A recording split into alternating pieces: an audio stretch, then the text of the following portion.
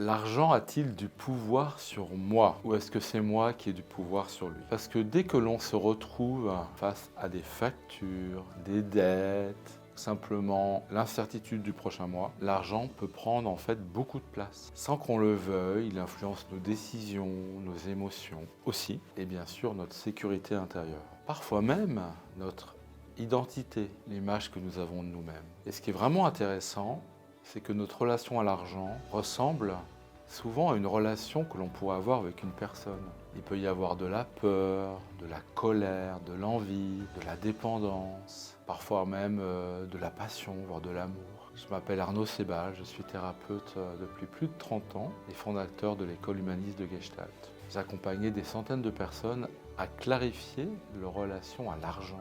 Et je peux vraiment vous dire ceci, transformer sa relation à l'argent, c'est aussi transformer sa relation à soi-même. Dans cette vidéo, nous allons avancer simplement en 3 étapes simples. Observer ce que l'argent déclenche en nous, comprendre d'où viennent ces réactions, installer un rapport plus apaisé et plus juste à l'argent. On y va ?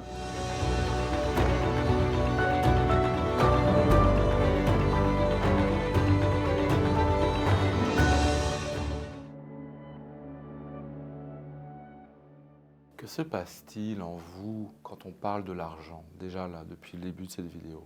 Notre rapport à l'argent n'est pas quelque chose de rationnel, même si on peut le croire. Il est beaucoup plus intime.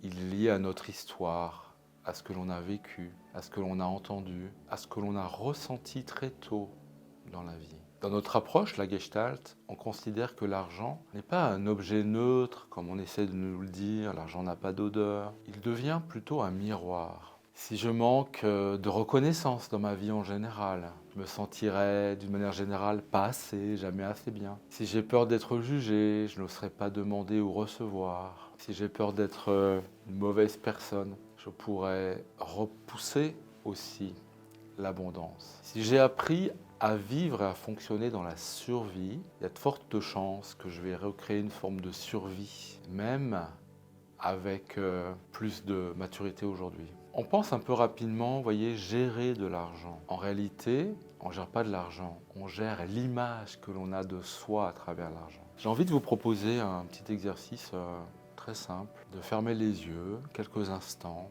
de respirer tranquillement. Et maintenant, laissez venir le mot l'argent, avoir de l'argent, ne pas en avoir. Pensez à ce qui se passe sur votre compte en banque, sur vos relevés, sur vos émotions quand vous regardez votre compte en banque, à l'argent que vous avez, peut-être l'argent que vous n'avez pas, peut-être les deux, et aussi l'argent que vous aimeriez avoir. Et juste observez, qu'est-ce que cela fait dans votre corps? Est-ce que ça fait une tension dans la poitrine, un nœud dans le ventre, un poids, une légèreté? Est-ce que c'est un soulagement, une inquiétude, ou est-ce que c'est plutôt neutre? Est-ce que c'est neutre parce que vous êtes coupé ou parce que c'est vraiment OK? Est-ce qu'il y a de la confiance quand vous reliez au concept argent? Notez simplement. Pas besoin de comprendre maintenant, pas besoin de juger. Juste constater, accueillir, parce que certainement ce que vous venez de ressentir, c'est votre rapport à l'argent, en tout cas une partie de votre rapport à l'argent aujourd'hui. Alors, peut-être que vous avez ressenti du manque, de la peur, de la colère, de la frustration, de la culpabilité. Au contraire, un sentiment plus profond de sécurité, d'abondance. En fait, je vais vous mettre tout à fait à l'aise. Aucune de ces émotions n'est mauvaise ou bonne en soi. Elle signifie simplement ce qui se passe en moi quand je me branche, comme une prise, on se branche sur le sujet argent.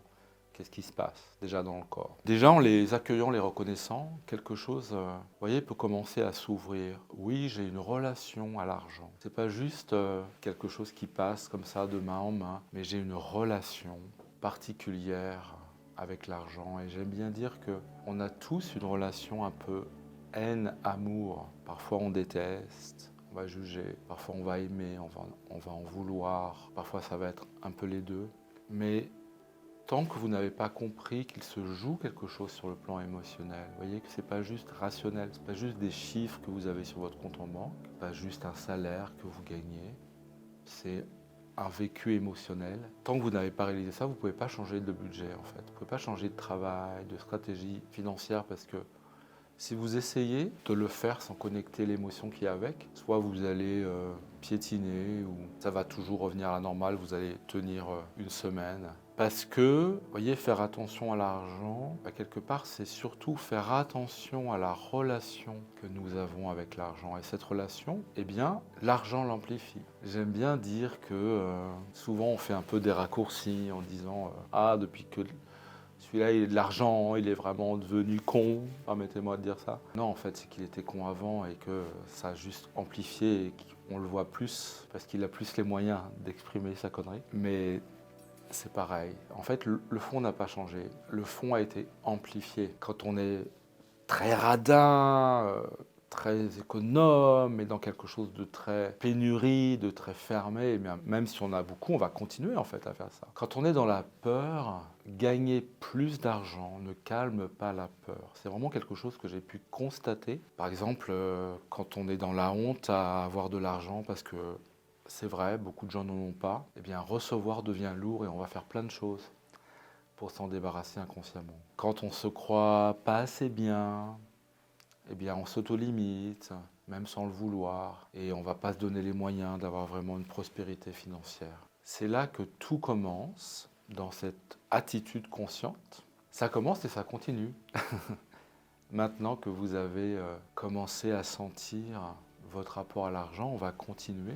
D'où vient mon rapport avec l'argent? D'où vient ma relation avec l'argent? Certainement qu'il existe des croyances plus anciennes, plus profondes, souvent héritées de notre enfance. Comment c'était l'argent dans notre famille? Est-ce qu'on en parlait? Est-ce qu'on n'en parlait pas? Est-ce que c'était quelque chose qui du coup était associé à des émotions? Est-ce que l'argent a été aussi associé à des événements particuliers, voyez, que l'on retient? Certainement, eh bien, ces expériences et qui deviennent des croyances façonnent littéralement notre rapport à l'argent, sans qu'on le sache vraiment. Et tant que ces croyances restent quelque part invisibles, eh bien, elles continuent à agir en nous, à notre insu. C'est exactement ce qu'on va explorer maintenant, dans cette deuxième partie.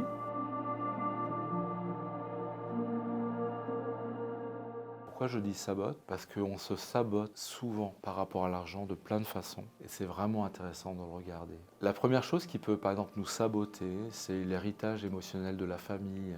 Pour beaucoup d'entre nous, le rapport à l'argent se construit très tôt. Ce que l'on a vu lié à l'argent, le stress, les tensions, peut-être dans la famille, vos parents, peut-être même du silence, de la générosité, de l'abondance ou un climat de pénurie constant. Mais c'est aussi ce qu'on a pu entendre. Les mots liés à l'argent, on n'a pas les moyens, il faut se battre, l'argent ne pousse pas sur les arbres, n'est-ce pas? Alors moi j'aime bien dire, bah si l'argent ça pousse sur les arbres, vous voyez, pour changer un peu l'état d'esprit. L'argent c'est pas bien, on doit se dépouiller pour être quelqu'un de bien. Les riches sont des gens égoïstes. Vous voyez, on a des croyances comme ça, très binaires, sur ce qui est bien et pas bien. Souvent, c'est assez instinctif, binaire, voyez, ce qu'on a ressenti de l'insécurité, la comparaison, le manque, la honte, ou au contraire la fierté, crée en nous des automatismes. Parce que la famille transmet plein de choses, comme on le sait, mais aussi un rapport à l'argent qui a fait nos premières expériences avec peut-être l'argent de poche, si on en avait, comment l'argent était dépensé dans notre famille, tout ce qu'on disait. Mais il y a aussi une atmosphère, vous voyez, émotionnelle autour de l'argent. Et cette atmosphère, eh bien, je vais vous dire quelque chose d'important. On a tendance à la recréer dans notre vie d'adulte, même si on ne s'en rend pas compte. Voilà, ça fait quoi là? Ça, vous pouvez mettre des commentaires là-dessus, dans les commentaires de cette vidéo. La deuxième chose, c'est la culpabilité d'en avoir. Ce que j'ai pu observer, c'est que c'était très fréquent chez des personnes sensibles, qu'on pourrait dire un peu humanistes. Beaucoup de personnes qui veulent aider, prendre soin, accompagner les autres, ont souvent, paradoxalement, l'idée que si j'ai plus, quelqu'un aura moins. Si je gagne beaucoup, je deviens quelqu'un de dur, de froid, de moins humain. Je dois rester simple, raisonnable, modeste pour être une bonne personne. Le résultat, c'est que s'il y a une possibilité d'abondance, eh bien inconsciemment on va le repousser, ou alors on va dépenser vite, on va s'arranger pour le faire. Ce qui est d'ailleurs très intéressant, c'est que j'ai vraiment accompagné des centaines de personnes là-dessus, et on a pu à chaque fois voir que, par exemple, les gens qui étaient à découvert, ils sont à découvert avec un SMIG, mais s'ils se mettent à gagner plus, ils vont être toujours à découvert. Simplement, le montant du découvert va être plus important. Donc ça montre que ce n'est pas juste l'argent que l'on a, c'est comment est-ce qu'on va se comporter par rapport à ce que l'on a, ce qui est différent. Ou alors on va s'en justifier, même si en France on n'aime pas trop parler de l'argent, mais à l'intérieur on va avoir comme une honte. Et c'est pas qu'une question de gestion, vous voyez, financière on pourrait dire, mais c'est aussi de la loyauté émotionnelle. Loyauté envers son milieu d'origine, loyauté envers son histoire, loyauté envers sa propre image d'une bonne personne. Et quand cette loyauté n'est pas consciente, eh bien elle continue d'agir. Ça c'est vraiment quelque chose d'important. Donc en quoi vous restez loyal par rapport à des vieilles histoires, à des vieilles habitudes qui peut-être ne vous appartiennent plus aujourd'hui? La troisième, ce sont les croyances inconscientes qui du coup vont piloter nos décisions. Par exemple, je ne mérite pas vraiment, si j'ai trop, je vais perdre des gens. Il y a même des gens, vous savez, qui gagnent au loto, qui ne le disent pas, parce qu'ils ont peur que les relations changent, ils ont peur d'être jugés. C'est intéressant de comprendre ça. L'argent va m'éloigner de ce qui compte, ou alors on est dans « je dois toujours me battre pour chaque euro ».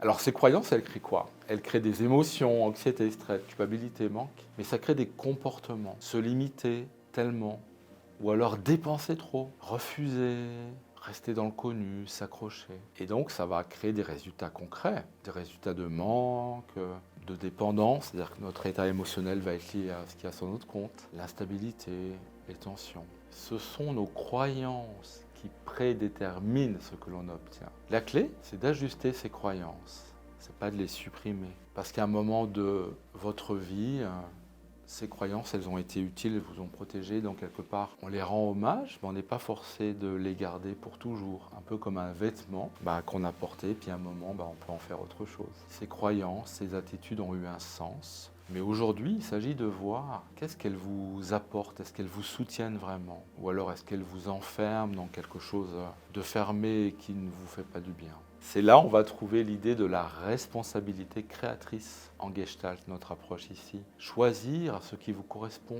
aujourd'hui pour pouvoir transformer votre rapport à l'argent. Il faut s'installer dans une autre posture intérieure. On va parler de posture de plus de sécurité, de légitimité, de permission. C'est ce qu'on appelle l'état d'abondance conscient.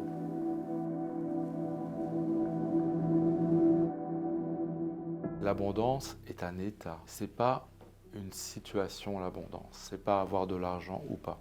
C'est un état intérieur. Un état dans lequel, quand vous êtes dans l'abondance, vous vous sentez en sécurité, vous vous sentez autorisé à recevoir, vous vous sentez légitime de recevoir, mais aussi à garder ce que vous obtenez. Vous ne confondez pas simplicité et privation. L'abondance, c'est être suffisamment nourri intérieurement. Lorsqu'on est dans le manque, tout devient urgent, serré, contrôlé. C'est impressionnant comme parfois en fait on observe des attitudes qui sont complètement contre-intuitives où beaucoup de gens vous disent mais moi l'argent je m'en fiche, ça m'intéresse pas. Pour moi c'est pas une valeur, c'est pas important. Du coup ils en ont pas et ils passent leur temps en fait à faire des choses en fonction de l'argent.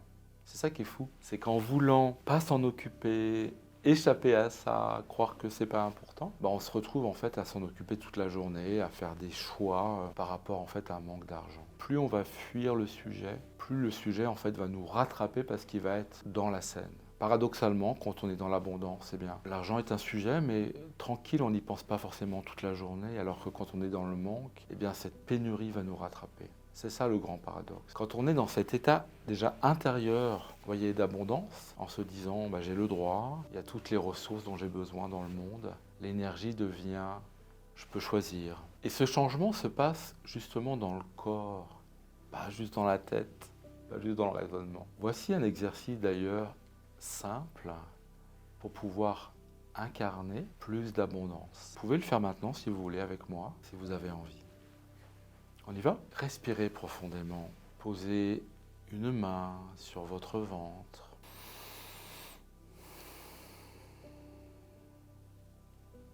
Laissez votre ventre exister, prendre une place en vous, cette partie instinctive de vous-même.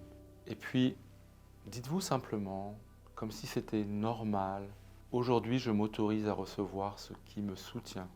Je m'autorise à garder ce qui est bon pour moi. Je m'autorise à créer dans ma vie ma propre forme d'abondance. l'argent devient pour moi un sujet joyeux et calme. Prenez un instant pour sentir que ça change dans votre corps, même très légèrement, dans votre posture. Voyez, ce micro-mouvement est comme une base. C'est pas forcément énorme, spectaculaire, mais c'est souvent le point de départ d'un travail. Quand je me dis que j'ai le droit à l'abondance, ça change déjà un petit quelque chose et j'ai moins peur. Voilà ce qui change quand l'abondance s'installe. Les décisions où l'argent devient un élément deviennent plus claires. L'argent devient un outil et non pas quelque chose de chargé. La peur s'éloigne. On n'a plus besoin de lutter tout le temps. On va créer des situations d'abondance plus naturellement, plus facilement. C'est pas devenir riche. Vous voyez, c'est pas des mots comme ça. C'est plutôt devenir aligné avec l'énergie de la vie. Et quand on est aligné, l'argent circule autrement, différemment, parce qu'il est plus chargé d'émotions négatives. Évidemment, ce changement n'est pas comme ça radical, mais l'idée de cette vidéo, c'est déjà de prendre conscience que nous avons ce rapport intime avec l'argent et que ce rapport, comme une relation que nous avons avec une personne, peut changer parce que ça, on l'a tous vécu. Qu'à un moment, une relation est compliquée, puis on se parle, on se dit, on dit ce qu'on a à dire, chacun écoute l'autre, la relation va mieux. Félicitations à vous déjà d'avoir ouvert ce sujet. Transformer votre rapport à l'argent, c'est transformer la manière dont vous vous sentez aussi relié à vous-même. C'est un chemin intérieur, il demande de la présence à soi. Et le plus souvent, on a besoin d'être accompagné parce que c'est pas si simple tout seul. C'est exactement ce que nous faisons en Gestalt. Si ce que nous avons exploré vous a parlé, si vous sentez qu'il y a quelque chose à continuer pour vous, à approfondir, alors je vous propose de regarder notre approche, voyez, qui va vous permettre de comprendre ce que nous faisons de manière plus globale sur l'argent et sur d'autres sujets évidemment. Je vous propose de regarder la vidéo « Qu'est-ce que la Gestalt ?» et je vous explique ce que c'est que la Gestalt, pourquoi elle transforme profondément et comment elle permet d'agir sur nous-mêmes et dans la relation que nous avons avec les autres. On se retrouve, comme on dit, de l'autre côté. Merci.